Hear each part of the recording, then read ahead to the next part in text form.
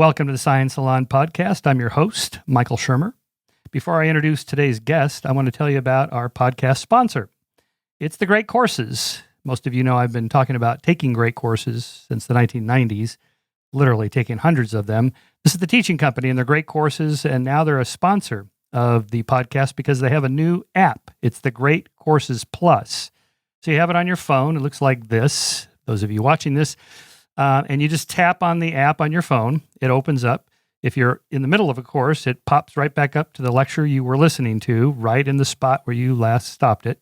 Like this particular course I'm taking now is called Liberty on Trial in America, Cases That Defined Freedom.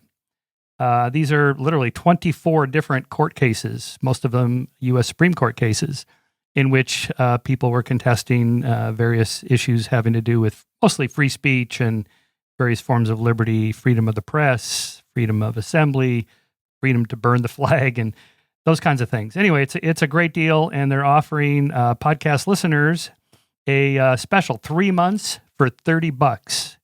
That's 3 months for $30. That's less than, it's $10 a month, less than 3 Starbucks lattes a month.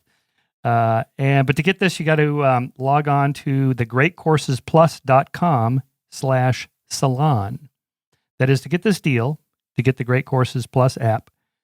For my listeners, you log on to thegreatcoursesplus.com/salon. That's thegreatcoursesplus.com/salon. Thanks for listening. My guest today is Christopher Ryan. His new book is Civilized to Death, The Price of Progress. And if you're watching this on video, you'll see the book cover. I actually have the t-shirt matching it. Christopher gave this to me at his house 2 years ago, as he says in the podcast. The merchandise came out before the book. Anyway, super interesting read, very controversial because he's challenging the kind of progressivist, decline of violence arguments that people like myself and Steven Pinker make, and Matt Ridley and others. He takes on Dawkins too, a little bit about the nature of human nature. Anyway, I think this book would have been pretty mainstream in the 70s. Now it's more heterodox, which is okay. That's good. He challenges it and he makes some really good points. And so I hope you enjoy the conversation. It's very wide-ranging. He's a super interesting guy. It's done a lot of different things in his life. So with that, and as usual, if you appreciate the podcast, we do appreciate your support. We need that. It's part of the 501c3 nonprofit support we get through the Skeptic Society, who funds the podcast, of which I'm the director. So you can do that at skeptic.com/donate or through Patreon or just at skeptic.com. You can get our address if you want to send a check. With that, I give you Christopher Ryan, Civilized to Death. Thanks for coming on the show. Congratulations on the new book. It's called, just to alert my guests here, Civilized to Death, The Price of Progress. And there's that super cool cover. And just to show you, I'm a good team player. I am wearing my Civilized to Death t-shirt you gave me 2 years ago. Yeah. Yeah, the merch preceded the book by quite a while. Yeah, that's pretty unusual. So, yeah, and you do mention in the beginning of the book, or maybe it's the acknowledgments, that you got stalled on this one. As an author, I'm always curious to know, because I get stalled too. Well, what caused that, and what led you to finally finish it or motivate you? As to what caused the stalling, all sorts of things, ranging from health problems in my family. My wife and my father both were going through a lot of health issues during the time I was trying to work on the book, which sort of pushed it to a back burner, and also, to be honest, I tend to approach work from a very hunter-gatherer perspective. I gathered that. To get kind of meta about all this. Yeah. I don't have a very strong work ethic. I'm not very ambitious. I tend to be suspicious of, anyone who's preaching that labor in and of itself has, value, because it always seems to have more value for the person you're working for than it does for oneself. I try to do things in the moment that feels right. And I guess it just didn't feel right for a while.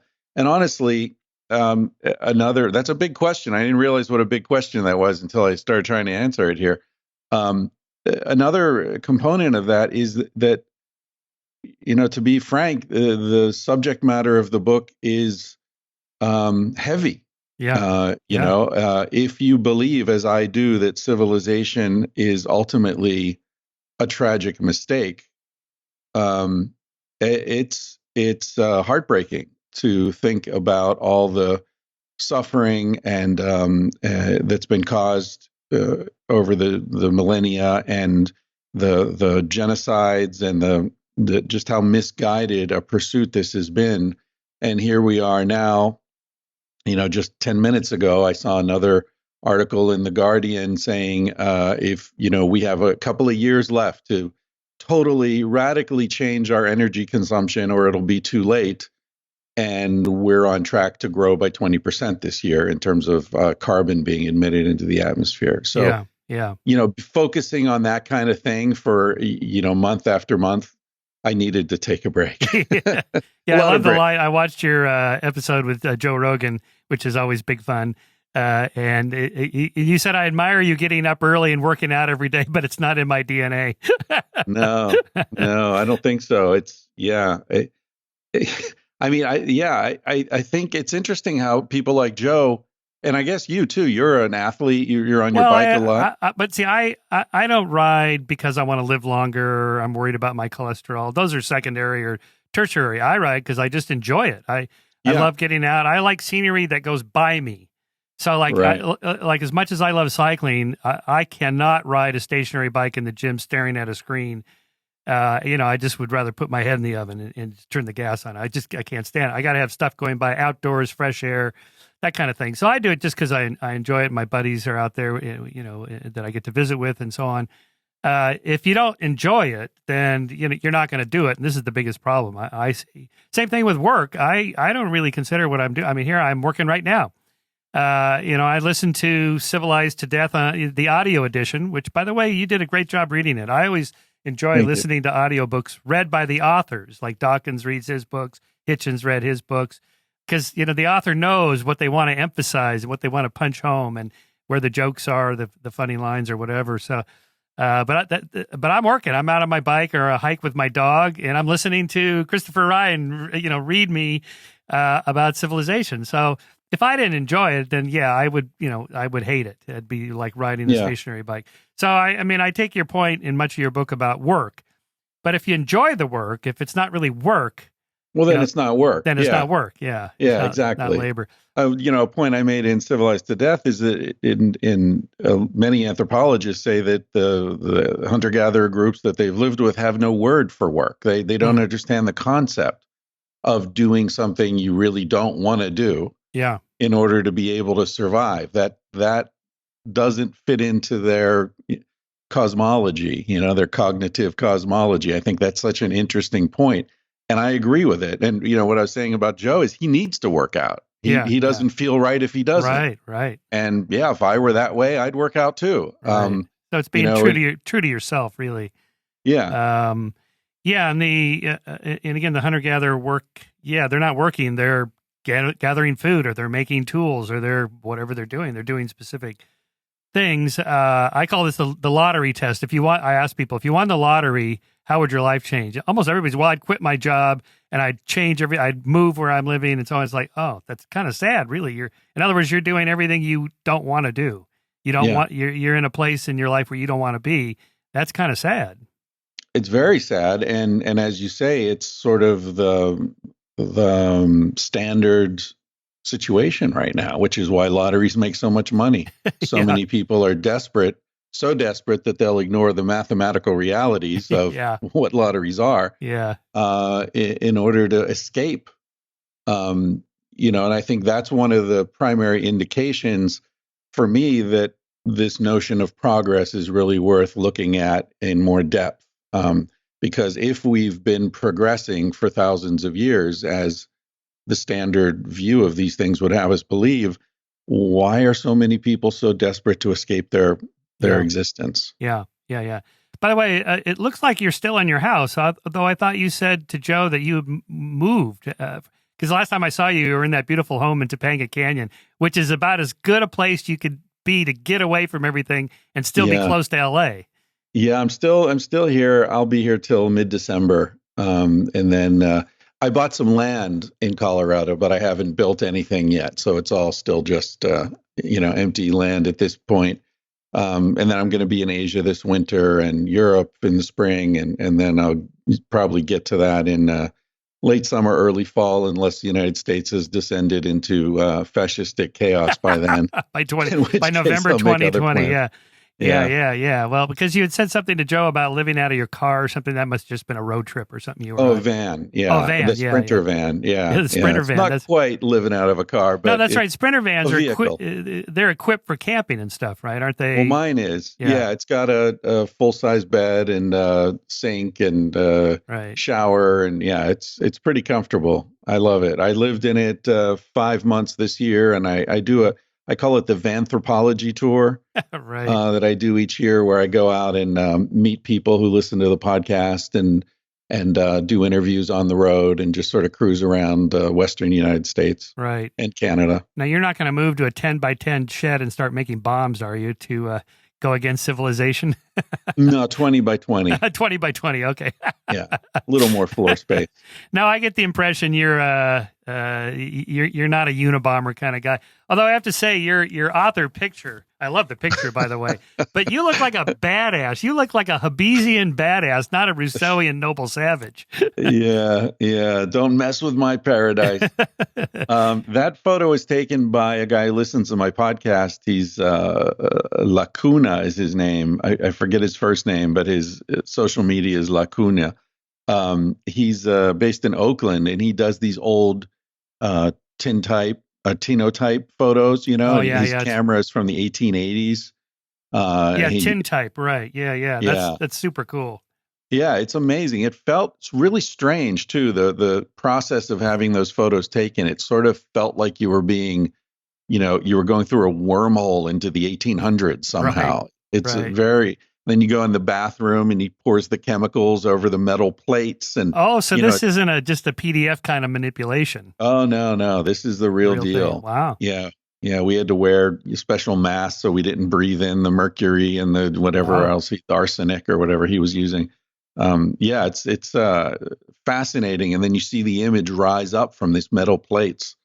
Quite interesting. And I think I do look way more badass than I actually am, which is why I wanted to use it. Plus the fact that it's old, right? It's got that old sort of antiquated look to it. Yeah, no, I like it. Yeah. So I think I'll start with a story that my very first column in Scientific American was called Darwin's Dictum. And this was from a sentence Darwin wrote in a letter to a colleague who had gone to the British Association for the Advancement of Science conference after The Origin of Species was published. And he wrote to him and said, well, because Darwin didn't go to a lot of public events. And he said, they said your book was too filled with theory and not enough facts. And Darwin wrote back and said, how odd it is that anyone should not see that all observations must be for or against some point of view if they are to be of any service. So I call that Darwin's dictum because I think that's true for all science. Almost no one's collecting data just willy-nilly just to see what happens. Almost everybody has a model in mind, some theory, a paradigm, an idea. Even if you're an undergraduate, or a graduate student, you're working for some professor that has a research lab that's moving it in some direction to test some theory, right? So tell us what your point of view is. What are you writing for or against or both?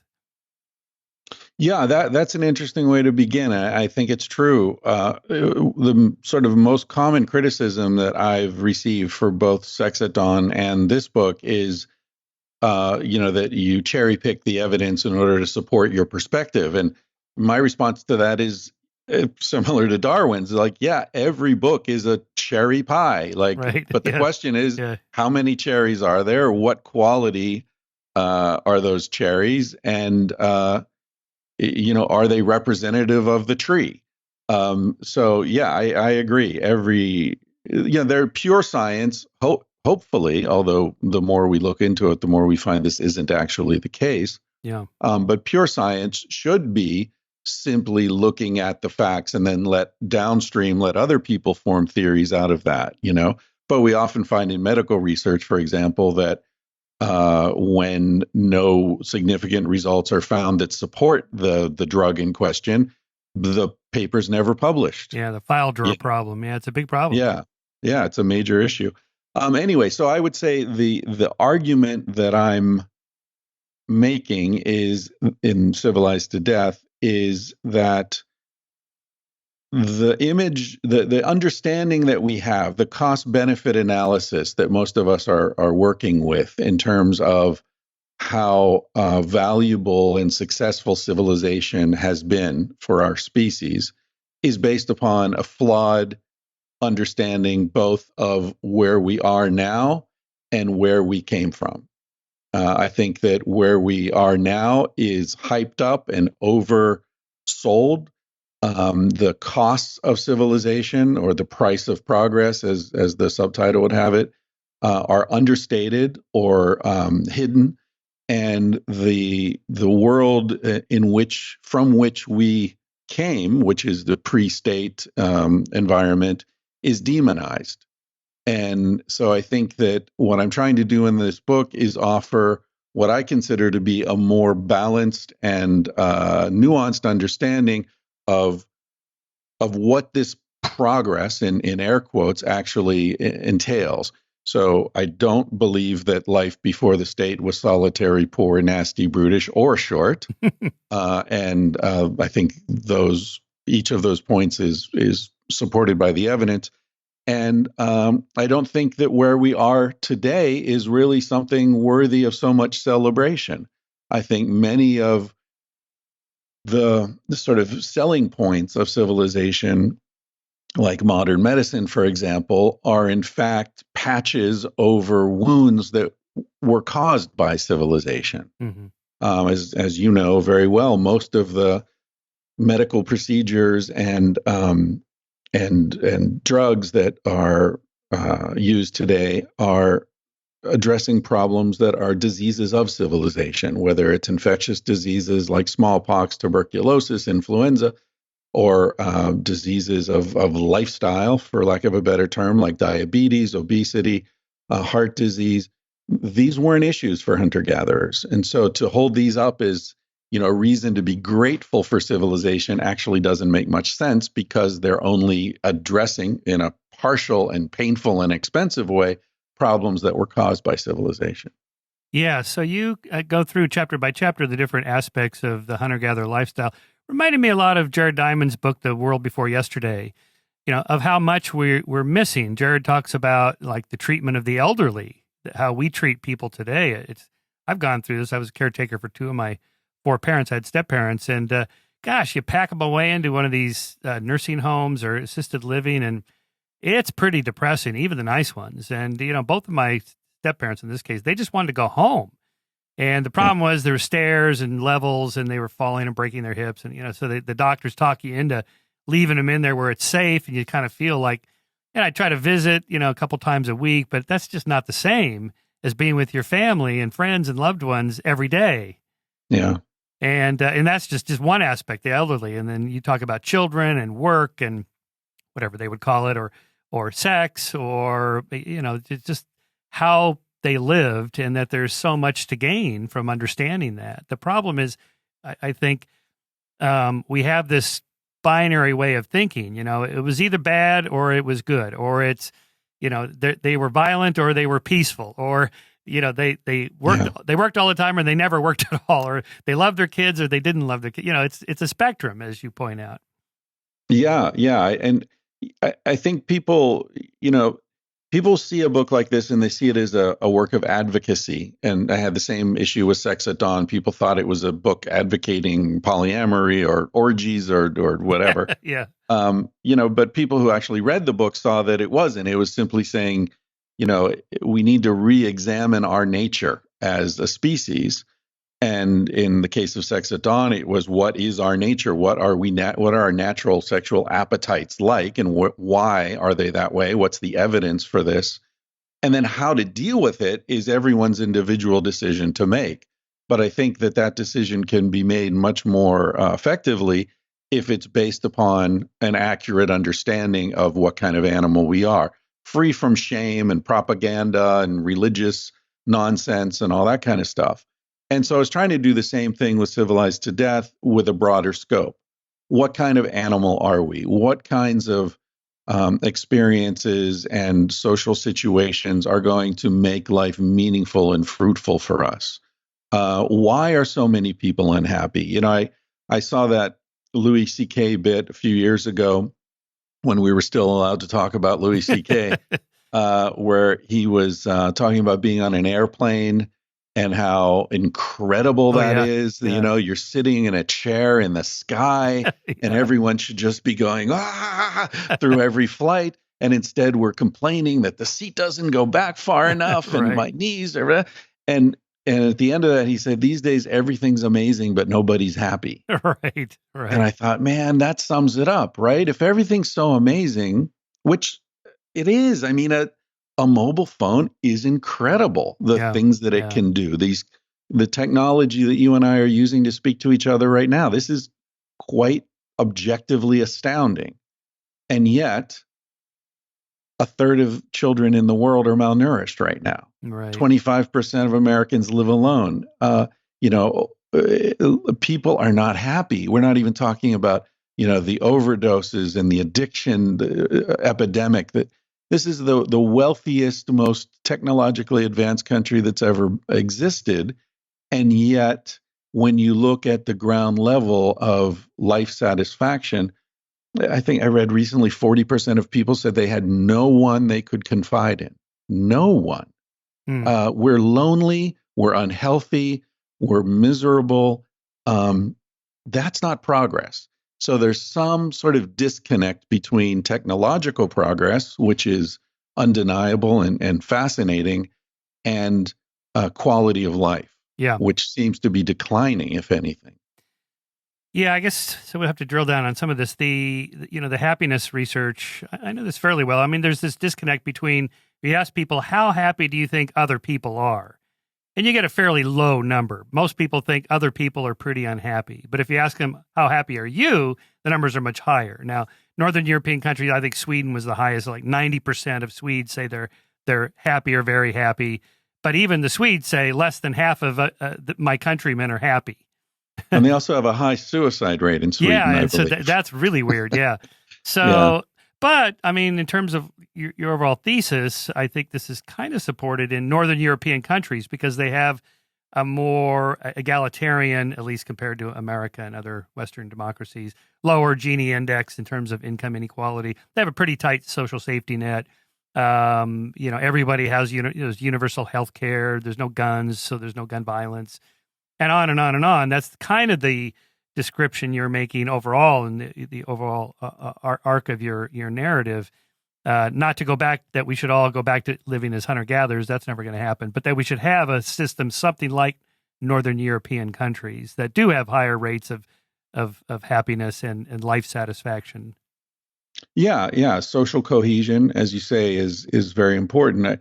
I read somewhere that I think it's in the book, the number one predictor of longevity, healthy longevity, is whether or not someone feels embedded in a community of love and support, more than smoking, exercise, diet, any of that. Yes. Steve Pinker's sister, Susan Pinker, she wrote a book about that. I forget the title now, darn it, but it was, the connected species or something like that. But in addition to like eating fish and Mediterranean, what are all the different, blue zone characteristics? The main one was a family, community, size, connectedness to other people is like one of the key things you could do to live longer. Yeah. And live better, right? And it makes sense if you're... It's not just length, that's right. It's not just quantity of life, it's quality of life. Yeah. So I think in these kinds of discussions, it's so important, and I got into this in Civilized to Death. Like, what exactly are we measuring? What constitutes a good life? Because every society has different ideas of what a good life is.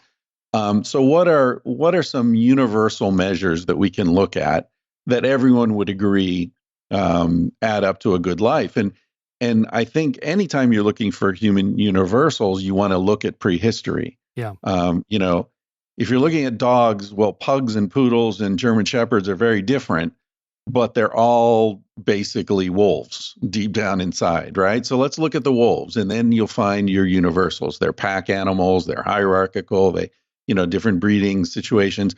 And I think it's the same with our species. Let's look at where we came from to get these universals. And that's why community is so important, for example, because community is what allowed our species to flourish. We're not very strong. We're not very fast. We're not particularly impressive as a mammal in anything except our capacity to work together, to take care of each other, which is why, you know, egalitarianism and sort of, fierce egalitarianism is what the anthropologists call it, is so central to hunter-gatherer social organization.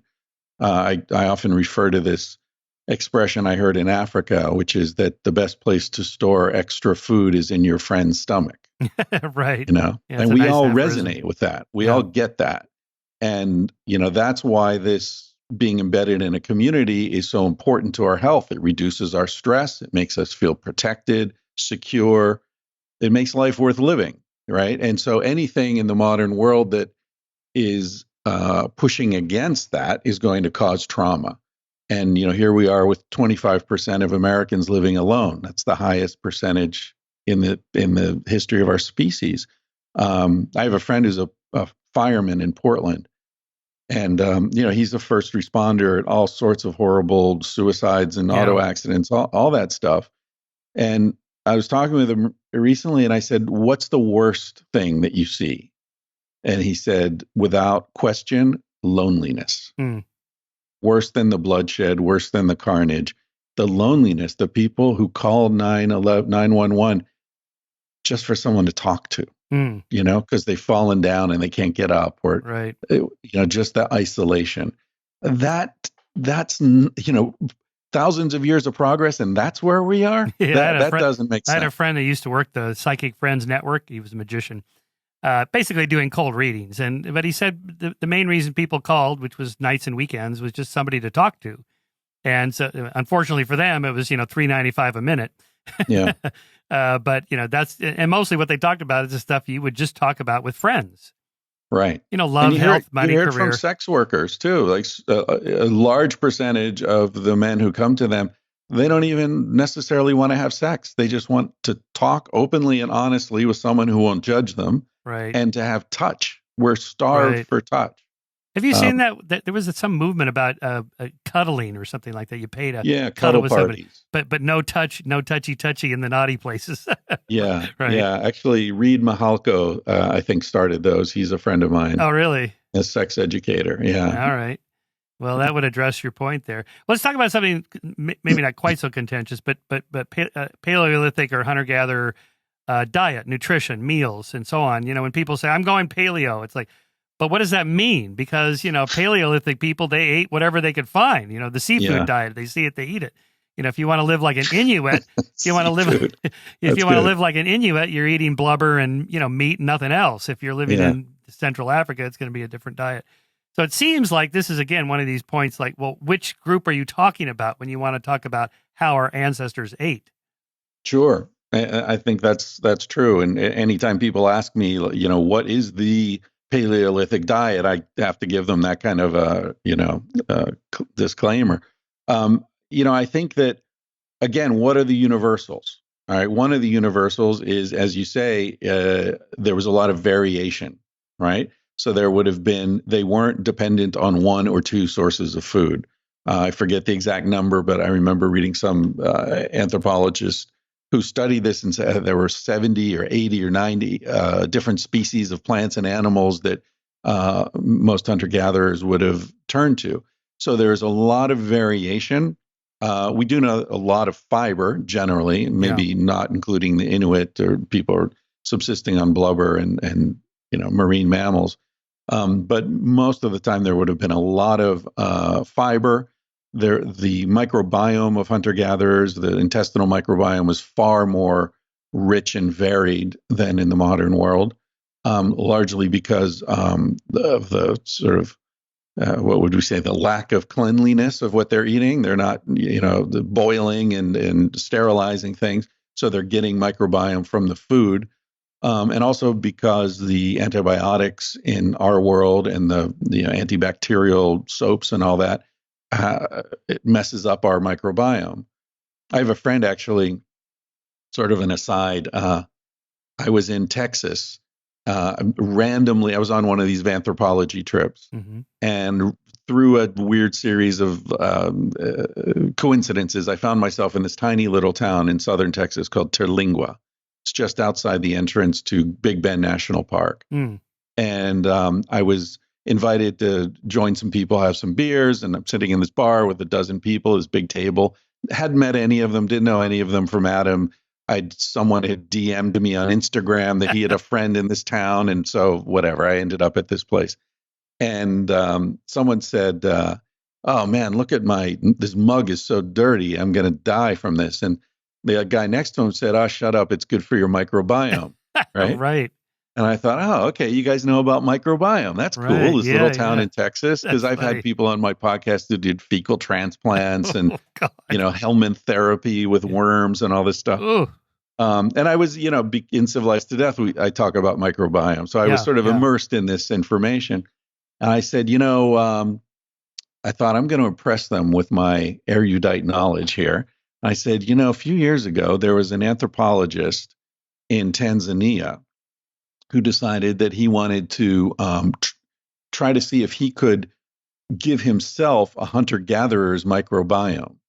So he got some fecal material from one of the hunter-gatherers that he was living with, the Hadza people, and he mixed it up in warm water and he squirted it up his ass to see if he could colonize literally his colon with this microbiome.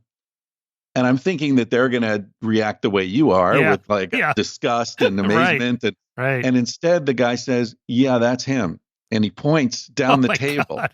And at the end of the table, there's this guy sitting back with a big smile, listening to me, not saying a word.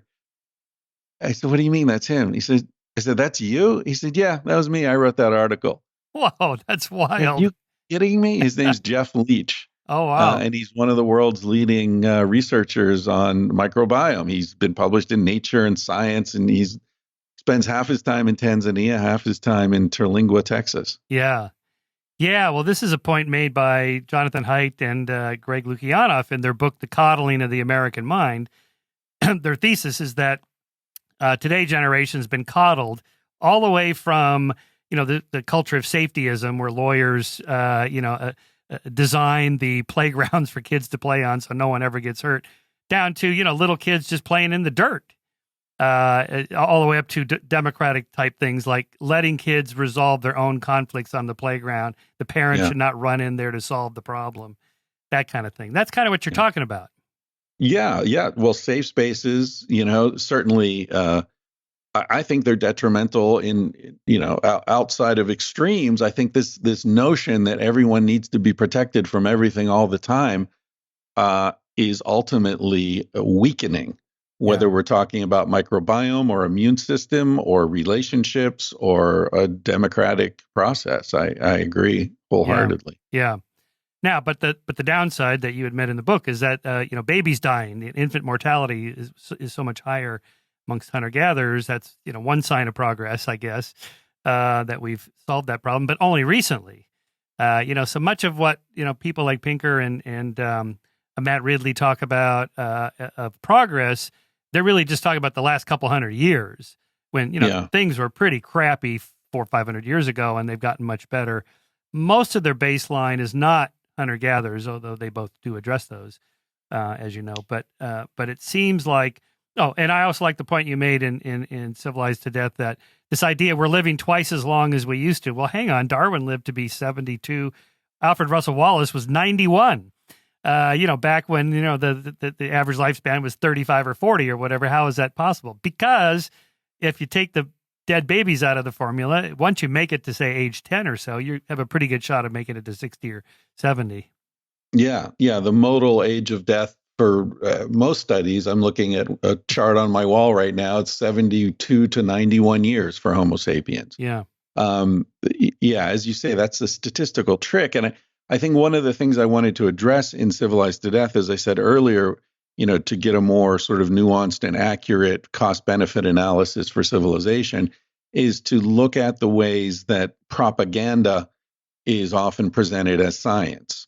And this average lifespan issue is one of them. Like, yes, technically the average life expectancy at birth was 35, but no human being has ever been old at the age of 35. Right. Other than maybe Mark Zuckerberg. I'm not sure if we would. Yeah, right. He seems pretty old to me, but this, and I quote people in the book. It's not just lay people who believe this. Doctors believe this. I quote a physiologist from UCSF arguing that, of course, we have chronic back pain as we get older because the human body hasn't evolved to live past the age of 35 or 40. So we have all these issues that crop up in our 50s and 60s because we're outliving the design of the body. That's simply not true. Right. And it misinforms a lot of medical decisions. And again, I think people because we have an inaccurate map of our species, we tend to make bad decisions. And I don't think that we should be blamed for that individually. I think we need to change the map. Yeah. Yeah, I think one of the things I love about this book and your work in general is you're really touching on the nature of human nature, the deepest parts of who we are, therefore what we could become or whatever, which is why it's so contentious. I mean, the anthropology wars have been raging for, over a century.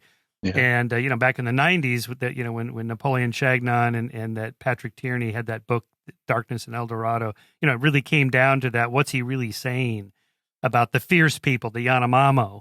Let me just, so here, sort of addressing this problem of binary thinking, he titled his own book, The Fierce People, but let me see, I had a quote from Napoleon on this,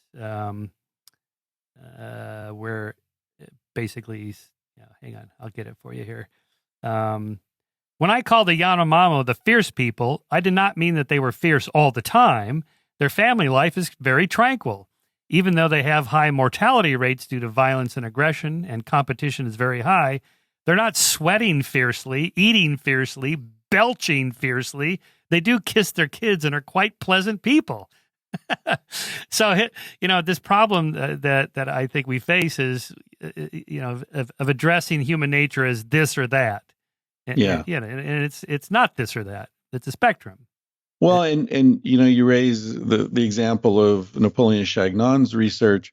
I think it's also certainly I agree with you that these questions are nuanced and there can be when they move from the science into popular press, things tend to get muddled and simplified, and journalists are looking for a clear narrative. They don't want nuance; they want to boil it down. I love the anecdote of the God particle. Do you know about this? Where that phrase came from? Well, wasn't that Leon Letterman? Oh no. Yes. Yeah, it wasn't the physicist. It was somebody, a journalist. It was a journalist. Yeah. So he was doing a research, an interview with a journalist, and the journalist said to him, "How long have you been looking for this particle?" And the scientist said, "I've been looking for this goddamn particle for decades." And so the journalist quoted him saying, "I've been looking for this god dash particle for decades." And next thing you know, it's the God particle. It's incredible. It is pretty catchy, yeah. It's sort of the opposite of what the scientist was saying, which also, as an atheist, I'm sure you can appreciate for the scientist, that was kind of offensive. Wait, I'm not saying this is a God particle. I'm not, sort of fusing physics and religion here. What are you doing? Right. But with, another aspect of this, as I addressed in Civilized to Death, was, that when we're talking about human nature, it's like when someone says, well, what's the natural state of H2O, right? It really depends a lot on the conditions. Yeah. So one of the, criticisms of Chagnon's research is he went down there to the Orinoco or the Amazon or Upper Amazon, and he started trading machetes for access to tribes, and then his research was about ancestors, and so he was encouraging the different groups to name their dead relatives, which is a huge taboo. They wouldn't name their own dead relatives, but he convinced them to name the other group's dead relatives, which then was a huge insult. So he basically armed them and then gave them reasons to fight, and then reported that they were violent. So, again, I'm sure it's not that simple, but the conditions in which people are studied, including the conditions brought about by the anthropologist. So it's sort of like, is it the Heisenberg uncertainty principle, where by observing something, you change its behavior? Yeah. That applies to anthropology as well. Certainly that does go on, of course. You can't have a cloaking device like on Star Trek where you're in this invisible rock. But I think Napoleon was cleared of the more serious charges. Oh, the genocide, or the giving the vaccines and all that stuff. Sure. And that other tribes that have been studied have similar rates of violence and aggression. And I think, it depends on the context of how you read these things. Like when I read Christopher Baum's book, Moral Origins, I think it was called, or Origins of Morality, Moral Origins, I think it was called. And he talks about, and some people read that and think, well, he's talking about how egalitarian these hunter-gatherer groups are. But that's not how I read it. I read it like they wouldn't be egalitarian very much at all if they didn't have all these norms that they enforced. That people would cheat if they could get away with it, but they make sure you don't get away with it. So much of his book is about how they deal with bullies and free riders and cheaters and people that don't play nice by the rules, all the way from gossip and shunning to they take them out on a hunt and they just don't come back with them. They capital punishment. And it's like, okay, so the way I read that is like it is in our nature to want to cheat a little bit, lie a little bit, maybe fall back a little bit, do slightly less work. But I know that people are watching me, so I've got to step up and do my share, and I got to enforce the norm so that other people don't exploit me, and so on. So, and again, like the way I read Dawkins' Selfish Gene is that, as he says, it could have been titled The Selfless Gene. The point is that one of the selfish things you could do is to be nice to other people so that when times are hard for you, as you said, the safest place for my extra food is in my friend's stomach, because one day I'm going to have an empty stomach and he's going to have a surplus. So the way that evolutionary psychologists think about it is we come equipped with all these different features that get dialed up or down depending on the context. And people need to have some kind of central authority is not quite right. Norms or rules or some kind of guidance, somebody to say, don't do that. And the analogy I've been making since the whole Lance Armstrong thing happened was, and I wrote an article about this for Scientific American, is that most of these guys don't want to dope. They don't want to cheat. But if they feel somebody else is or the other guys are, then they kind of have to. So you end up in this kind of arms race of like, if there's no norms or there's nobody enforcing the rules, then I'm going to have to violate the rules myself. And I think of that as an analogy like, we have a selfish nature. We have a selfless nature. We're altruistic, cooperative, pro-social. We have, the inner demons, the better angels, and it's this kind of constant context. And the point of, if not civilization, but society, call it whatever you want, some kind of a structure to keep people from sliding down the darker path. Anyway, that's kind of, I'm just sort of free associating here from your book. No, I agree with you. And it comes back to, what's the natural state of H2O, right? We could say that in a hunter-gatherer state, I was talking with a friend recently about different social organizations and hunter-gatherers and so on. And he said, yeah, well, anarchy doesn't scale. And I thought, well, that's a good way to put it. Yeah, it's true. In a group of people, fewer than Dunbar's number, everyone knows one another. Everyone is keeping track of sort of the social status of each other. The reputational damage is important and extremely functional. You don't need that central organizing authority, right? Because we all know each other. Yeah, and if you're hoarding food or you're acting better than everyone else, we all know it. We talk about you. And as you say, there uh, Christopher Baum. I haven't read the book you mentioned, but I've read Hierarchy in the Oh, Forest. yeah. It is basically the same argument you outlined, which is that, look, we are hierarchical primates. I think all social primates are hierarchical. The question is, how do those hierarchies express themselves, right? In bonobos, for example, the female hierarchy is more influential than the male hierarchy. The male's position in the hierarchy, in fact, is based upon his mother's position in the female hierarchy. And it appears that, as Franz de Waal puts it, the female's position in the hierarchy is not based on her fierceness or cleverness, as it is with chimps and forming coalitions and all this sort of chimpanzee politics. It's based upon how respected she is. And I think you find something similar in hunter-gatherers, where you don't become a leader by declaring yourself leader or by running around convincing everyone you should be a leader. You become a leader because your opinion is simply more valued. You have a history of making good decisions, of being right, of being conciliatory and pro-social, right? And again, this isn't a noble savage thing. This is just, that's, as I said earlier, what our species has done better than any other, arguably. Other, maybe ants and termites are contenders, but we're extremely good at taking care of one another, bonding together for a common cause. Yeah. Which again is why people do things like join street gangs, right? Right. I was listening to a rap song in the car the other day, and it's amazing the sort of local identity, right? Like, we're in Long Beach, we're in Compton, we're on the east side, we're on the west side. Right. Like, who cares, man? It's Right. just group identity that we're so hungry for.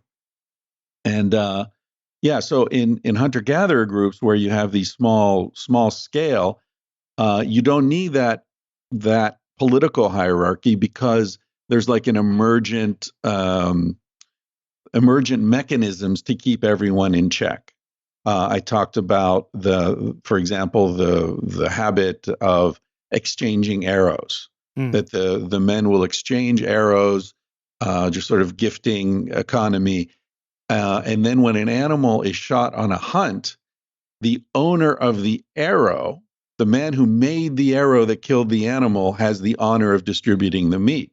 That man may not have even been on the hunt. He may have been sleeping in his hammock when his arrow killed that antelope, but he has the honor of distributing the meat. And typically he'll give himself the least valuable pieces of meat. Right. So there are these mechanisms, as you say, that are built in to promote this pro-social behavior and to discourage, and if discouragement doesn't work, to eliminate antisocial behavior. Yeah. And see, this is the thing where, I criticized Pinker and Dawkins for the selfish infiltrator argument, because they seem to think that the selfish infiltrator would always win because he would have more children and take over the band because they're defenseless. But they're not defenseless. In fact, they're all armed and lethal. Yeah. Yeah. Do you have an opinion on group selection, by the way? Well, I'm honestly not an expert on. I know there's a lot of debate happening now. I know Wilson has sort of gone to the other side. I think, I forget what the phrase is, but the sort of multi-level selection seems to make sense to me, that it's happening on multiple levels simultaneously. That is the argument that Ed Wilson and a few other, David Sloan Wilson also, right. The selfish infiltrate. If it's just natural selection of individuals, then the selfish infiltrator will take over. Sure. So you need the group. Pinker wrote a nice article on how you can have sort of social cohesion of groups just through norms without it being the target of selection, the whole group being the target of selection. There we end up going down the rabbit hole of sort of, what do you mean by the target of selection? We don't need to do that. But you mentioned Franz de Waal. So Franz accuses Dawkins of holding a thin veneer theory of morality. And to his credit, Dawkins does phrase things in a way like, we have to combat our selfish genes, and that's what civilization's about. We have to throw off, I forget what the wording is, throw off our genes or whatever. I'm not sure he still holds that extreme view, but Franz's point is that actually our morality is much deeper than a thin veneer, that we actually have a really good deep good side to us. Yes, we have the dark side, but there's enough of the good side that you don't have to call it a thin veneer. Like we're all on the verge of just breaking down into anarchy and just killing each other. Hobbesian life is nasty, brutish, and short. It's really not. Yeah, well, you're referring to the most famous research that Duvall has been involved with in that respect is the cucumber and grape thing with the macaques, where he and Sarah Brosnan demonstrated quite clearly that the sense of justice exists in primates, chimps, bonobos, macaques, and others. When the researcher rewarded the primate with a grape instead of a cucumber for doing the same, giving a red token back or something. Then when they gave the other monkey a cucumber, which they don't like as much as grapes, that monkey saw the other one was getting a grape and he threw the cucumber back like, hey, I don't want that. I want the grape, right? And then most interestingly, the primate that was receiving the grape then started refusing it. Because they didn't want to be seen as getting, being on the winning side of injustice. So, yeah, clearly, Duvall has written quite a few books about this sense of morality and justice being deep in our primate origins. And I think that's certainly true. In Civilized to Death, I wrote about the book Paradise Built in Hell by Rebecca Solnit.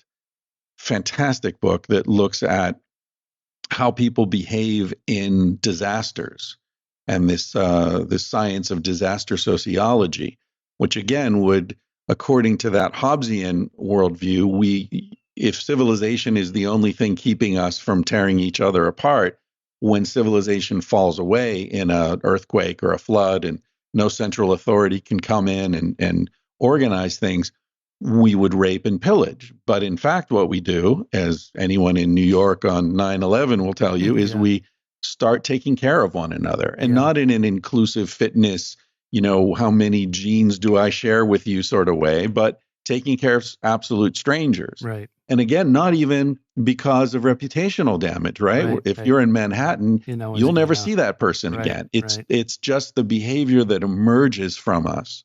So it's very interesting because I agree with you. It's so nuanced and multifaceted talking about human nature because, as you point out, there is a selfishness, and then maybe layered over that is this pro-social behavior that's been encouraged by hunter-gatherer groups for hundreds of thousands of years. Yeah. So what is our nature? Because, as Solnit points out, in these disasters, what emerges from people is pro-social, generosity, cooperative, taking care of other people, banding together. Well, then that must be in our nature as well, right? The capacity. So it probably depends. Yeah. I haven't read her book, but maybe it depends on which country this happens in and to what extent its norms kind of encourage that. To a lot of my apocalyptic doomsayer people, I point out like after Hiroshima and Nagasaki, those cities were back up and running in a couple of weeks, electricity and water and so forth. That's pretty amazing. Because doomsayers go, well, this is it. When this happens, it's all over. Well, we're pretty adaptive, even to a nuclear weapon. Now, maybe not a thermonuclear weapon, but and then a couple other things that came to mind. Nicholas Christakis' new book, Blueprint. I don't know if you've seen this. It just came out. I had him on the podcast. So he has a really interesting data set about, because you talked about the Lord of the Rings. So he's got an interesting data set. I had never heard of this before. People that shipwrecks that people land on an island somewhere and they survive, and then they're rescued. So we know what happened to them. If they're not rescued, we don't know what happened to them. So, and there's actually a couple hundred examples over the last 4 centuries of this. And so he kind of distills it all down. Those that were more likely to survive established a more horizontal system of working together to survive. Those that maintain the more vertical, hierarchical social system that they had on the ship, particularly military ships. Think of the HMS Bounty, very hierarchical. and they didn't do so well on Pitcairn's Island, and so on. So whatever it was, establishing a more egalitarian, we're all just going to work together. Nobody is the boss. No one's captain. There's not going to be any punishments given and that sort of thing. They were more likely to survive. I thought of that when I was reading your book, thinking, yeah, that's.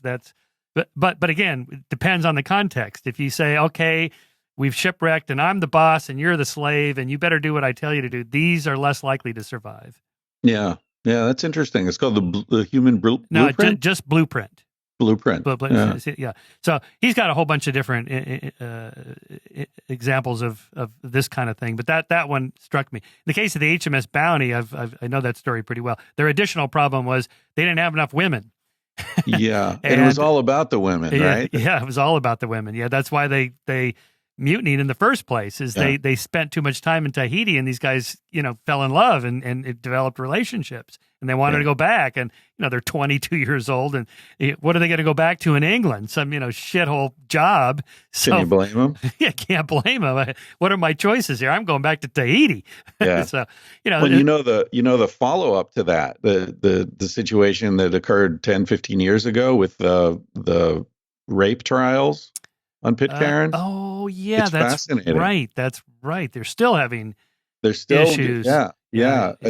Let's see if as I recall it, what happened was Pitcairn was being sort of ruled by New Zealand, I believe, still is, I guess. Right. And someone from the island was in New Zealand, and they mentioned something about there's a woman mentioned how as a teenager she had been initiated into sex by one of the older men, and that ended up getting reported as rape.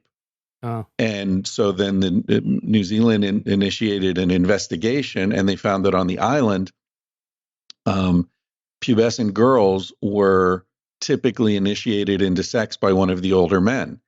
Statutory rape, according to the laws of New Zealand. And they started arresting these men. And then the women from the island said, wait a minute, this isn't rape. This is our culture. This is the way this is done here. Yeah. And so there's real clash between, the sort of indigenous culture of that island, for lack of a better term, and modern sort of sexual morality and legality. I don't know how it was resolved. But yeah, when I researched and wrote my piece on Napoleon Chagnon, when that Patrick Tierney book came out, I found some other books. There was a French anthropologist who was in the Yanomamo, Lizo, and he was a gay guy, so he had sex with these teenage boys pretty regularly. Yeah. And he was not condemned for this. Now he'd be called out and canceled for sure. But I suppose. Did you meet Kenneth Good when you were doing that research? And Ken Good, he married one of those. Brought her to Philadelphia of all places. Yeah. She ended up going back, I guess, because she was like walking around the mall going, "I hate this." Yeah, what a life, Yanomami ends up in Philadelphia in a shopping mall. That's yeah. So I think of violence or aggression or whatever you want to call it as something like it's built in as a tool. In as much, if you start with Dawkins' selfish gene model and you build up, to what have you got to do to survive? And he talks about the difference between a rock and an organism is that the rock won't kick back if you kick it.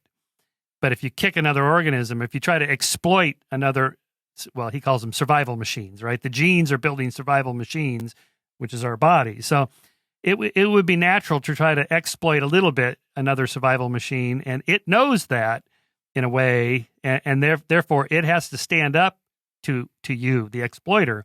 So we have to develop these sort of ability to push back or revenge or strike back or, as a preventative measure, as a deterrence, kind of a logical deterrence to other survival machines that are trying to exploit the environment, something like that.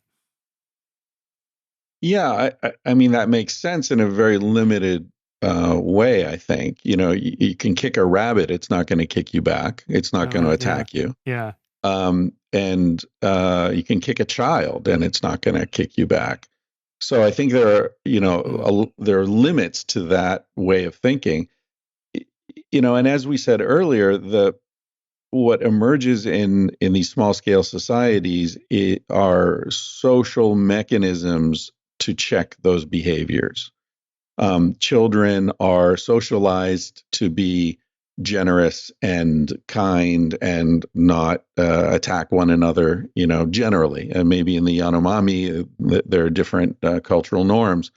But generally, in a very pro-social hunter-gatherer group where survival depends upon smoothly functioning, not a lot of conflict within the group, you find that this sort of behavior is filtered out pretty early. And also because they're in a fission-fusion social system, when conflicts do develop, you're free to leave and go join one of the neighboring groups. In fact, because we're a female exogamous species like chimps and bonobos, it's typical for females to leave their natal group that they were born into upon reaching sexual maturity and join one of the other groups. So there's a lot of movement between groups. And seasonally, typically smaller bands would get together when there was a surplus of food and, have a festival celebration, and people would join other groups and move around. So there's this sort of open border system, which allows for pressure to be released and people to move where they want to be. So I think, again, I see the theory, how the theory works, but, as with the selfish infiltrator theory, I think it's more of a mathematical game theory approach to these things. And when you actually look at the literature in anthropology, you find that people don't behave as predicted by game theory or economic theory, which is a big problem with economics. We're not rational calculators and consumers. Christopher, I was just thinking when I was reading your book, if you had written this in the 1970s, do you think people would go, well, of course? In other words, the pendulum kind of swings back and forth, and the whole sort of Dawkins, Pinker, Ed Wilson sociobiology part in the evolutionary psych in the 90s, for say 76 through the late 90s, they were kind of the outliers, heterodox, challenging the status quo to what you are now arguing. So you're kind of now the outsider arguing against the world. It seems like it kind of swings back and forth. Yeah, I do feel that sometimes, actually, now that you mention it, that I'm sort of arguing from a late 60s, early 70s perspective. Yeah. I'm sort of, standing up for the hippies and the Indians. Yeah. And I sometimes wonder to what extent that is based on biography, right? Because that's when I came of age. I was born in 62. I remember my first intellectual passion was studying American Indians. From the time I was 10 till I was 14 or 15, that's all I did is read about Indians. I made my own moccasins. I had a wigwam in the backyard. You did? Oh yeah, I was. That's great. I mean, I would come home from school, and I probably this probably damages my credibility as an author. But I would come home from school and take off my clothes and put on a loincloth. I wore the loincloth till I had to dress up for school the next day. Oh, you'd be canceled today as cultural appropriation. I was culturally appropriating left and right. I'm highly cancelable. But you're right. And so it's interesting, isn't it, how these things play out over generations, right? Kids are raised in a certain world. They become fascinated by things. Those things pass out of fashion. And then those kids grow up and they might come back into fashion because now they hold some power and they bring the conversation back to that. But I also feel on a macro level that, outside of our personal experience, I do feel that there's sort of a second wave washing up now. You remember the whole Hunter S. Thompson thing, how the countercultural narrative or worldview sort of was like a wave that washed over California and got to the Rocky Mountains and then rolled back down. Right. I feel like there's another wave coming in now. Part of it's propelled by Silicon Valley, I think, the sort of outside the box thinking there. We see renewed interest in psychedelics, Right. a much more scientific and careful approach to psychedelics, um, informed by some of the mistakes that were made in the 60s. I think, people who I'll often hear from people who say, like, hey, man, we tried that in the 60s. It didn't work, right? The 60s were a massive failure. And I want to say, have you ever heard of civil rights, women's rights, Right. environmental movement, consciousness around your food, where your food comes from, back to the land movement, passive energy production, alternative architecture, like all these things were either born or energized in the 60s, and they're all very important. Elon Musk would not exist without the Right. 60s, Right. none of this stuff. Yeah, you talk about the use of psychedelics to treat depression and mental illness and so on, which is a point that Graham Hancock makes on Joe Rogan's show. I've learned a lot from him, actually, even though we disagree about a lot of things. But he points out that had the research done like in the 30s, 40s, and 50s on LSD been allowed to be done scientifically, professionally, rather than criminalizing it, and then the research stopped, and then you end up with someone like Timothy Leary out there, just, everybody's dropping acid willy-nilly. There's no controlled, what's the dose? The dose is everything, and the context in which you do it. Yeah, no, I agree. I think that's one of the great tragedies of the last 100 years is the prohibition of psychedelics. And I think, Rick Doblin, you may know him. He founded MAPS, the Multidisciplinary Association of Psychedelic Studies. He's a friend of mine, and man, I'm really proud and honored to know him, because I do think he's one of the few historical figures that I have met, that I know personally. I think he'll be remembered 100 years from now for playing a pivotal role in this. I think it's interesting, getting back to the question of civilization, and particularly Western civilization as we experience it in the United States. I think it's interesting how every culture that's had access to psychedelics, to my knowledge, has considered them to be the greatest gift of the gods, a great tool for insight and healing and education,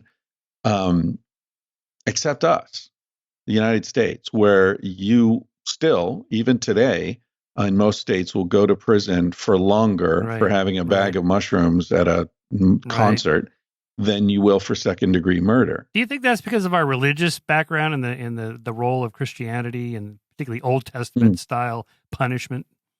I think that's a big part of it. And I think that sort of is a facet of the larger argument I would make, which is that I think in a society based upon false premises, anything that offers insight into that falsity, anything that clarifies reality, is going to be seen as the enemy of the society. So in societies that are based upon truth and authenticity, something like psychedelics would be freely available and even encouraged, because it's just going to show you what we already see. In a society based upon false values, something that's going to expose those values as false is seen as corrosive and detrimental, antisocial. And I think the extent to which it's seen as antisocial is illustrated by how draconian the laws are against it. And I do think that comes from the puritanical, religious, hierarchical worldview, which, again, in my opinion, is a set of false beliefs. So of course you have to demonize the witches and the healers and anyone who competes with that worldview. Jonathan Haidt makes his point of his 5 moral foundations. The one, purity, the last one, number 5, purity of body, mainly for conservatives and Christians, and so drugs would be a violation of that, as is sex. That's so that's why you see some of those differences. And they were making the laws. This is sort of under Nixon, when it started to become criminalized. Also because of the increase in crime from the early 60s through 1993 or 1994 or so. That's when those 3 strikes you're out and all that stuff got legislated and took more so-called criminals off the streets. Although, again, as Graham Hancock corrects me when I call them drugs. They're plant medicines. And, that really makes a difference the way you think about it. Because when you think of drugs, you think of this, you're violating, this purity moral foundation. But even a conservative would go, well, of course, I'm in favor of medicines. I take statins or whatever. And it's all derived from chemistry and plants and so on. You mentioned Nixon. I forget who it was. It was someone like Nixon's chief of staff, maybe. H.R. Haldeman, I think. I'm not sure. I may be getting the name mixed up, but there was an interview with him in the last 5 or 10 years where he was talking about the origins of the war on drugs. And he said, look, we knew marijuana and psychedelics weren't dangerous. Yeah. You've read this. Yeah. And he said, of course we knew that, but we needed to find a way to marginalize blacks and hippies, who were the two major groups that were against the war in Vietnam. Right. And we couldn't just make it illegal to be a hippie or be black. So we picked these two things that were common to those groups. Right. We could disrupt them. We could infiltrate them. We could throw their leaders in prison. It was all about politics. I know where I heard that. I think you told this story to Joe Rogan. I just remember that. Really? Yeah. No, that's great. Yeah, no, that's incestuous little world we live in. It's funny how these stories come out when these guys get old and they reflect. Yeah. A little bit like McNamara's talking about the Vietnam War in that great Earl Morris film, Fog of War. I mean, talk about, sort of a mea culpa. It's like, holy crap. This is the guy that was showing all the charts, every night, we're winning the war. It's like, he knew this was bullshit. Yeah. Very disturbing. Yeah. So let's wind the clock back to 10,000 years ago and, agriculture, as you quote Jared Diamond, biggest mistake we've ever made. But it's not like somebody made a decision like, hey, I got a great idea. Let's start planning. Just populations start increasing just a little bit at a time, maybe just, 0.01% faster than it was. The climate's getting warmer, the carrying capacity expands a little bit, and pretty soon you're past Dunbar's number, you're at a couple thousand. You got to have some kind of government or religion or something. And I think of this as kind of where government and religion started. I kind of like the big gods theory of religion. I don't know how much thought you've given to this, but that we have to have an invisible eye in the sky watching us, or else we're not going to behave well. Now that's a disputable theory, because other people think of religion as more of a sort of cooperative, pro-social norm change rather than the big guy in the sky. I love that you bring up Gobekli Tepe. I knew nothing about it until, again, I was on Joe Rogan's podcast with Graham Hancock, who knows all about Gobekli Tepe. Now, one reason I'm skeptical of Graham's theory about this super advanced ancient civilization, because they must have given those hunter-gatherers that built Gobekli Tepe this secret knowledge. To me, this feels like the bigotry of low expectations. Like maybe hunter-gatherers are just better at doing shit than we realize. Because look what they did at Gobekli Tepe, and they didn't have 10,000 slaves building that. Yeah, I agree. I think that's a theme sort of threaded throughout Civilized to Death, that hunter-gatherers are actually really good at being hunter-gatherers. And the bias that we bring to it is we say, well, I would starve if I were alone in the woods. I wouldn't even know how to build a fire. I wouldn't want to live like that, which totally ignores the fact that if you were, it's like people say, well, I wouldn't want to live in France. I don't speak French. Well, you would if you did. If you were a hunter-gatherer, you wouldn't be starving and freezing to death. You'd know how to do things. So there's an interesting bias of low expectations, as you put it. I agree. I think Gobekli Tepe is really interesting because it seems nobody lived there. Right. It was just. And then, you talk about the sequence of events leading up to agriculture. Agriculture arose independently in 5 or 6 different parts of the world, different times. And it seems that, from pollen samples in lake beds and those sorts of indications, that it seems that the same climactic events preceded the advent of agriculture in each of those situations, which was, as you say, warmer, wetter environment for decades or centuries beforehand. So the population grew in response to an increase in food sources, and then the rains diminish. And so you have pressure on these populations. There's no longer enough food for everyone. And in the past, people would have died, just as rabbits die and coyotes die and everything else dies when the rains change. And in these cases, someone came up with the idea of making a slight tweak to the environment. Maybe it was digging a trench from the river over to this grove of fruit trees that's withering. And suddenly the fruit trees come back to life and you save the lives of your friends and you're a hero. It's an amazing, very clever moment in human history. Nobody knew, of course, that this was the first step past a point of no return, where now population is going to grow in response to these tweaks. You're going to get more sophisticated. Now you can build a fence around that grove of trees because animals are coming in. Right. You can keep those animals. Those animals are going to give you diseases. You're going to be living in a settled area because you've made these changes to the environment. You don't want to leave now. So now people might from outside, they're starving. They see you've got all this food. They're going to come and attack you to try to get that food. So now you need an army.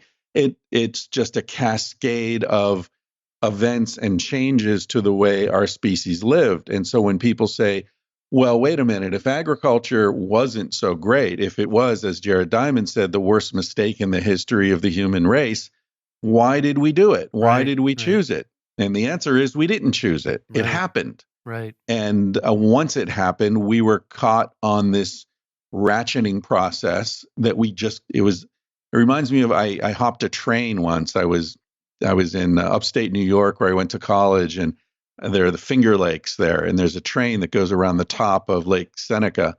And I was just standing there watching the sunset. I may have been smoking some herbs. And this train came by very slowly, and I decided, wouldn't it be fun to just jump on this train and ride it down to the end of the lake and then hitchhike back up? So I ran along and I jumped on this freight train, and I got in there, and the train imperceptibly kept speeding up, as of course it would, because it had made that turn at the top of the lake, right? Right. And by the time I realized I really should get off this train, I couldn't anymore. Too late, It was going too fast. Well, you have that story in the book about the guy hanging onto the chair or whatever with the balloons. Exactly. You have like a second and a half to make your decision. I better let go now. And the moment you hang on, it's too late. It's too late. And every time you revisit the possibility of letting go, it's even more too late. And yeah, that's what happened. So we just took off into this agricultural, hugely expansive population, exponentially increasing.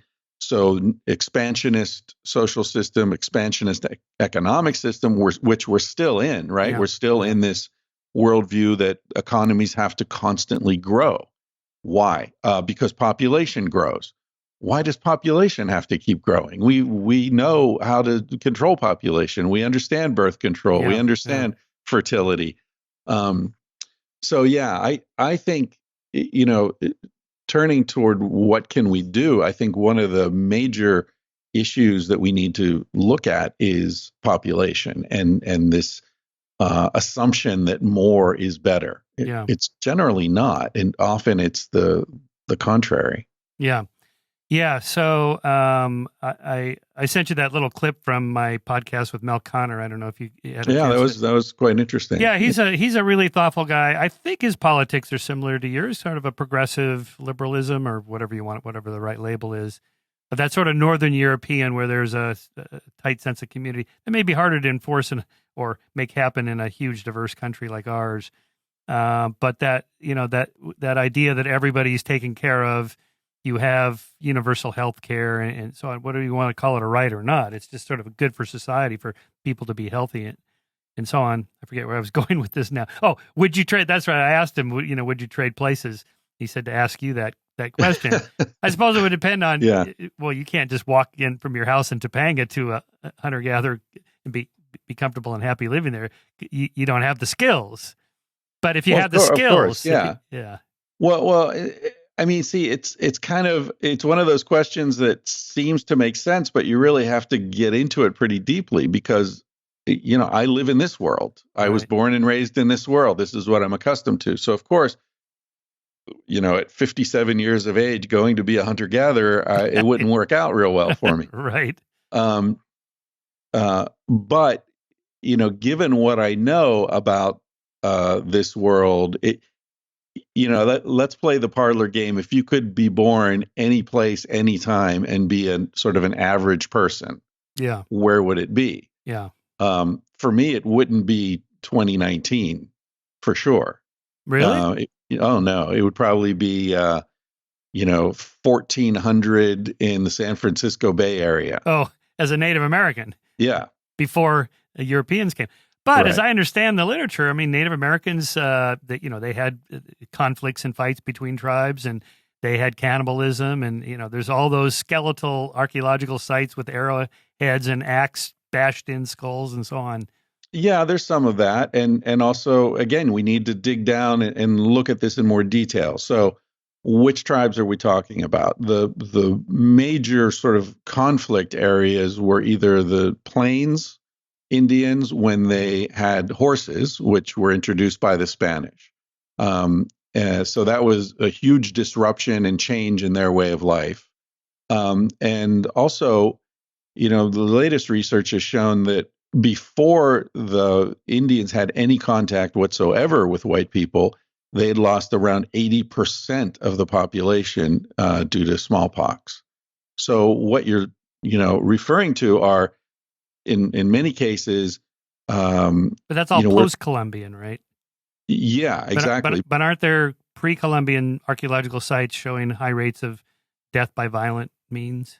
Well, the only one I'm aware of in North America is in the Southwest. There seemed to have been some serious conflict around the Anasazi, I think, in that area. And it looks like it was due to drought. Yeah. So yeah, there's no doubt that there was desperation, there was violence, no question. But was it endemic? Would you rather live in Europe in 1400? No. I don't think so. Yeah. The disease, the plague, the 100 Years' War, constant warfare between these feudal states. Whereas the reason I picked San Francisco Bay Area was that from that point south on the Pacific coast, that seemed to be pretty sparsely populated with immediate return hunter-gatherers. If you go much north of there, then you've got the complex hunter-gatherer groups of the Haida and the Tlingit and the other Pacific Northwest groups, which were essentially organized as if they were agricultural, because they had accumulated resources. They had those salmon runs. Yeah, there's more violence up there too. A lot more, and slavery. Actually, where I live is Santa Barbara, where I live now. Apparently, the eating was quite good here. Nothing but great seafood and shellfish and and great weather. Have you been to that cave up above Painted Cave? Yes, I was there just a couple weeks ago. Yeah, we ride our bike up there once in a while. That's a nice ride. Yeah. No, it's you think of the people 13,000 years ago. I mean, this is a long time. And I also think Graham might be right about they didn't walk here from Asia; they took boats, and all the archaeological evidence is 200 feet underwater, so we're never going to find it. Right. Because it's so much easier to go by boat than it is walking. Well, and haven't there been discoveries in South America that are older than 13,000 years? Yes. So this is, this is a contested point, maybe up to 16, 18, maybe 20,000.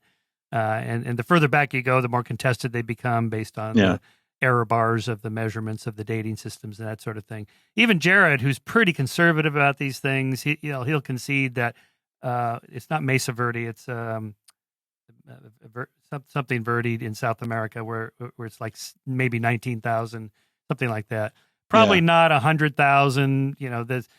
Graham had this paper that was published in Nature by this archaeologist who found some mammoth skeletons in they were excavating for a road in San Diego area. And the fossils were about 130,000 years old, and they found some stones near them that looked kind of like they might have been chipped, and the bones cracked in a way that sort of that lengthwise crack rather than, just vertical crack, or horizontal crack, I guess it would be. But it was very questionable. It was like if you kind of squint and use your imagination, you could imagine somebody did this. Yeah. Wait, when? 130,000 years ago? Yeah. That's so there you get that sort of epistemology of how we know about the past, and the further back you go, boy, the more murky it gets. And yeah, and what we were saying earlier about that transition from science to journalism, how things tend to get simplified, often oversimplified, and turned into a tidy narrative. I mean, I think in anthropology and archaeology, that's a major problem. Yeah. And I'm guilty of it as well. I'm presenting a narrative that I've tidied up and rounded off some corners and things. But I think that, in all these matters, the more deeply we look into it, the more nuanced and complex it becomes. Like, for example, did they walk over to the Western Hemisphere, or did they take boats? I'm sure the answer is both. Both, yeah, of course. Some walked over, some took boats. Did the megafauna of the Western Hemisphere get wiped out by humans, or was it a climactic shift or something like? I'm sure both. Right. I'm sure the new human populations put pressure on these animals that had no idea what human beings were or how to evade them and so on. But I don't think that human beings hunted down the last breeding pair of saber-toothed tigers. Right. I don't think that's realistic, that you don't eat saber-toothed tigers and they'll kill you. They're massive and scary. Why would you hunt them down? Right.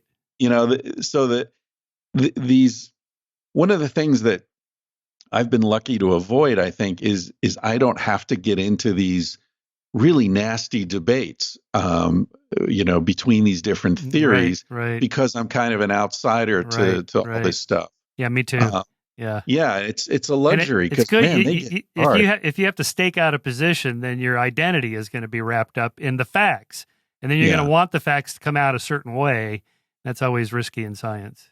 Yeah, you can't link your identity to a particular narrative. Yeah, it's people like you and I have talked about this in previous conversations about books and how they're received, and how we feel about that. And I mean, I really. Oh, I know what I wanted to ask you about. I didn't read your previous book, but I've read like a lot of David Buss and Jeffrey Miller, and they talk about things like sexual jealousy, as a mate guarding emotion, and so forth. Yet Jeffrey, for example, is polyamorous, and so I ask him, how do you get over that jealousy? I mean, it's just the green monster, Well, it takes a lot of work, but if you open communication, so on and so forth. Do you think, so back to our human nature, are we by nature jealous? Do we make guard by nature? Is this, to what extent is it culturally learned? It's a Western thing? Yeah, there's a whole chapter in Sex at Dawn on jealousy. And I think it sort of parallels our earlier conversation about the overlay of sort of instinct, and then the cultural overlay on top of that. And to what extent does that cultural overlay mitigate those instincts or encourage those instincts and amplify them? I think that jealousy is at its core insecurity. Right? When we say we're jealous, what we mean is we're afraid of losing something that's very important to us. Right? Yeah. Now, why are we afraid of that? Well, we live in a world in which scarcity is cultivated. It's funny. I quoted an anthropologist talking about hunter-gatherers, and she said, how ironic it is that they have nothing and yet they act as if they have everything. And here we have everything and we act as if we have nothing. Right? Yeah. So in order for our economic model to function, we need to constantly be creating scarcity. Like De Beers creates diamond scarcity to keep the price up. Otherwise, what would be the value? So I think we do that with sexuality. And that was a big part of Sex at Dawn, arguing that the scarcity of sexual pleasure and partnership and intimacy is artificially created in our world for reasons that are too complex to get into right now, probably. But in the hunter-gatherer world, where everything is shared, including childcare and food and shelter and all the rest of it, intimacy and partnership was not so scarce. You were surrounded by people who knew you and loved you and respected you, and you were raised by, as we said earlier, by multiple adults who were taking care of kids, and the kids in hunter-gatherer groups refer to all the men as father and all the women as mother. And so there's this sort of dispersed sense of intimacy and connectiveness to other people. So in that environment, jealousy would have been present and was present. We know that disputes in hunter-gatherer groups often break out over women and sexuality and all that kind of stuff. But it would have been it would have been mitigated by the social norms as it, I gave many examples of this in Sex at Dawn, where when a couple gets together, the elders tell them, now remember, you love each other, but you're also going to love other people. Don't get wrapped up in this, And in our society encourages and nourishes these insecurities. So we learn, I remember Valentine's Day when I was probably 10 years old, I was giving girls notes that said, be mine, or you're the only one for me, or things like that. Right. And we have songs like Every Breath You Take, I'll Be Watching You. Yeah, right. Right. Which Sting wrote after reading 1984. Right. And yet the song became one of the most famous, quote, love songs, right, unquote, of the 20th century. He's a stalker. Yeah, he's a stalker. That's sickness. And yet it's held up as love, right? That's how love is expressed. Right. Or the song, When a Man Loves a Woman. You ever listen to the lyrics to that? No. The Percy Sledge. I mean, it's a huge hit, right? It's a classic. Yeah. When a man loves a woman, he'll spend his very last dime to give her the things she needs. He'll turn his back on his best friend if he puts her down, and he'll sleep out in the rain if she tells him that's the way it has to be. Wow. Now, I'm not sleeping out in the rain for anyone. I'm certainly not someone I love. That's not love, right? That's insanity. So yeah, I think there, the I just thought of the Paul McCartney song. She was just 17, if you know what I mean. Wait. Yeah, Paul. I know what you mean. Yeah. It's like, okay. Yeah. He'd probably be canceled today. Yeah. All right. Yeah. So that I get the argument there. Let's talk. Let's kind of. We're going an hour and a half here. I want to be mindful of your time, but if you were elected president in 2020. Before you demanded a recount and then quit. Exactly. And you could control the House and Congress and the Senate and so on. What would you recommend we do to live a healthier life along the lines of what you talk about in Civilized to Death? How can we can't turn back the clock and go back to hunter-gatherers, but what can we adapt? What can we adopt from them? What policies could we incur? Even if you don't have to pass a law to make it a crime to do this or that, but maybe you pass tax breaks, like the government already gives tax breaks for married people and home ownership. So maybe we could, kind of nudge people as Cass Sunstein talks about, nudge people through tax incentives or breaks or, ways to encourage people to act more like our ancestors. Yeah. I address this explicitly in the book, because people do say, oh, we can't go back. I'm not advocating that we go back. I'm advocating that we go forward. I think that, we are, as a species, on the hero's journey, the Joseph Campbell, the hero with 1,000 faces. Yeah. His point, for people who haven't read his books, is that every society around the world has basically the same origin myth, which is that someone leaves, goes out, they have adventures, challenges. Think of the Odyssey and Homer's Odyssey. And then they take the knowledge that they've learned from those experiences back to where they began. I quote T.S. Eliot's great line from the Four Quartets, where he says, we shall not cease from exploration, and the end of all our exploring will be to return to where we began and know the place for the first time. Yeah, it's a great line. I hope that's what we're doing as a species. And it feels to me that we're at an inflection point now. We're at a point where we've learned enough that we can return home in a spiral sense, right? Not in a circular sense. So we'll return back around the loop, but we'll be in a different place. Similar, but different. Because now we'll have knowledge of birth control, for example. We'll have knowledge of human rights and women's rights and a sort of detribalized understanding of our unity as a species.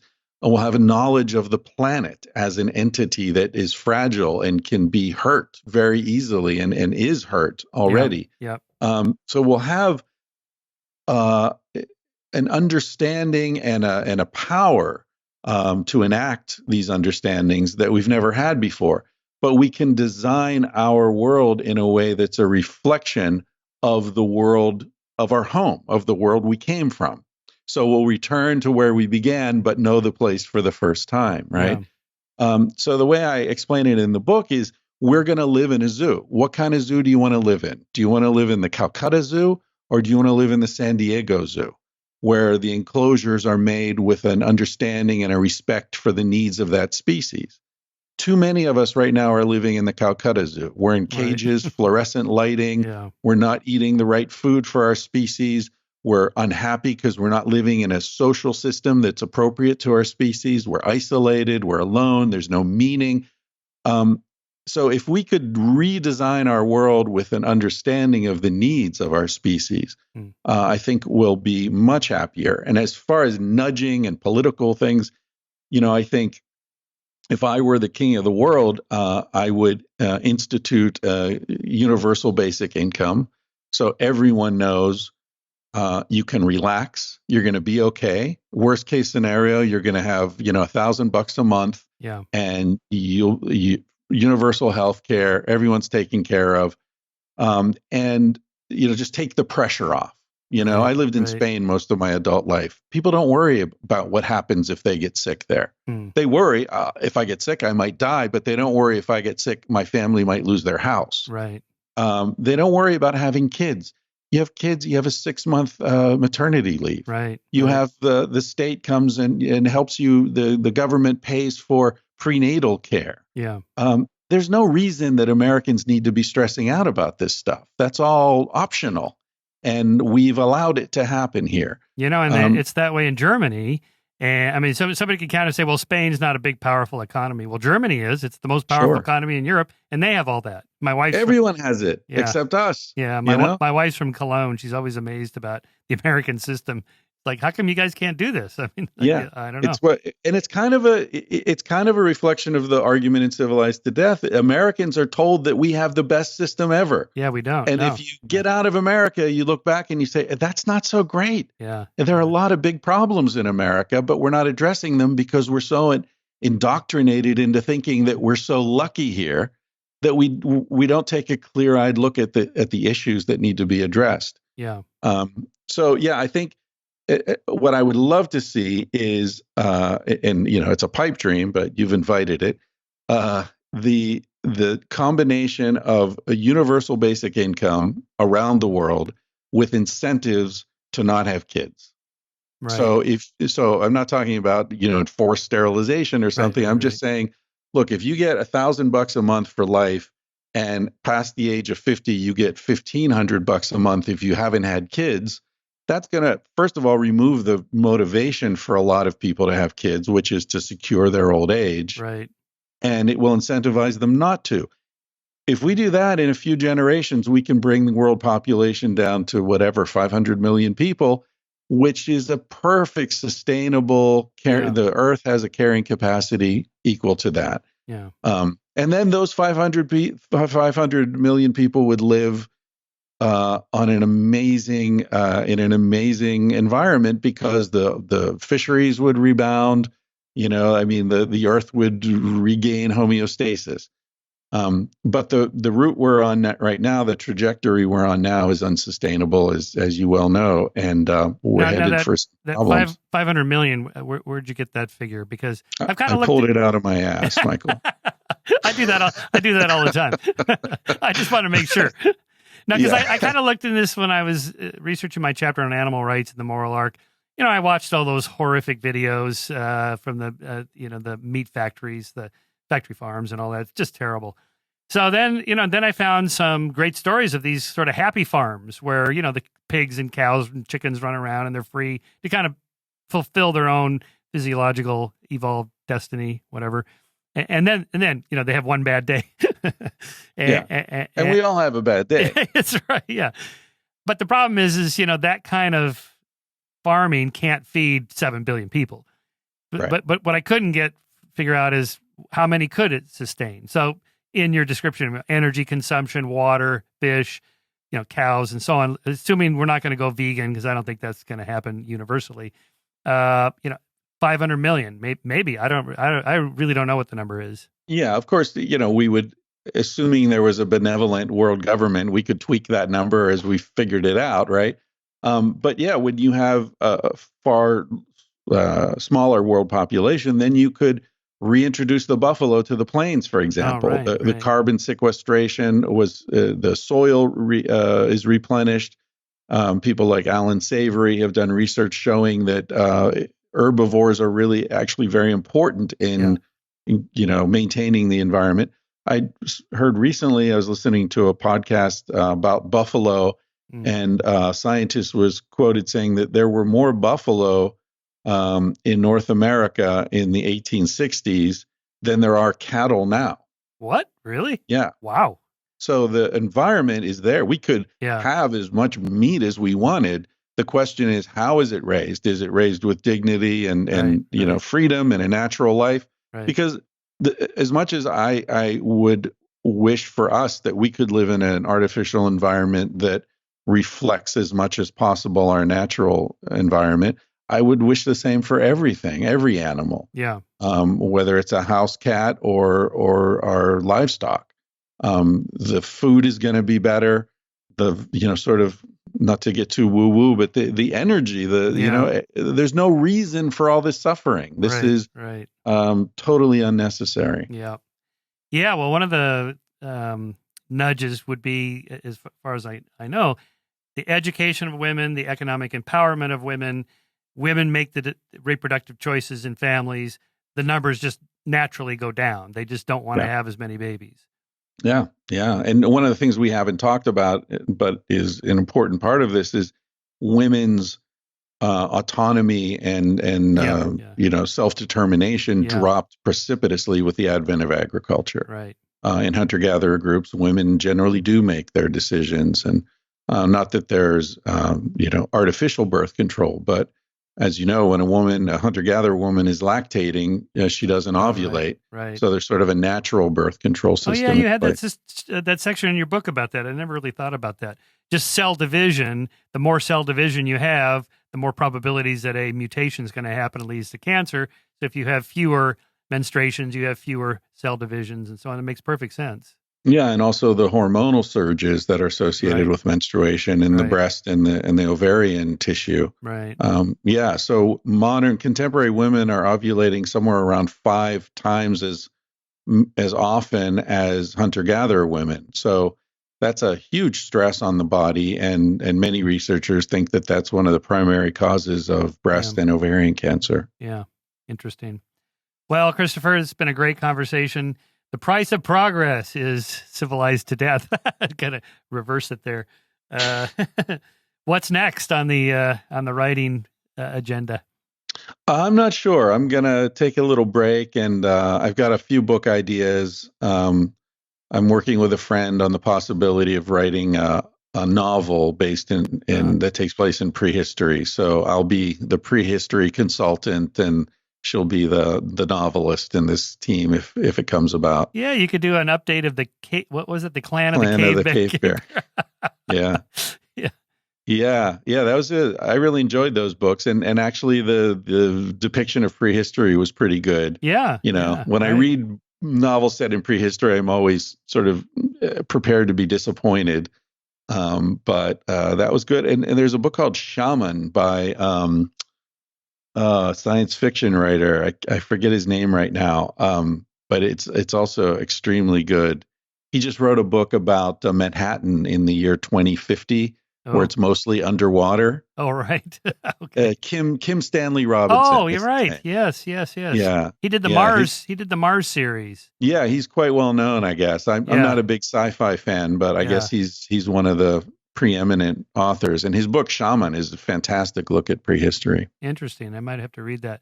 Yeah, because he had the series where we colonize Mars, and then he shows how different political experiments might work there, and then they have an immigration problem all these Earthlings are coming to Mars because the planet's fucked up. Mm. So Yeah. these illegal aliens coming to Mars, who are they? They're Earthlings. That's too funny. Yeah. The meek don't want the earth. No. Well, Christopher, thanks so much for coming on. It's a great book. I love to read, and Thank I you, love Michael. your work. Really Thank interesting. you, buddy. All right. I enjoy yours as well. And it's All always right. good to chat.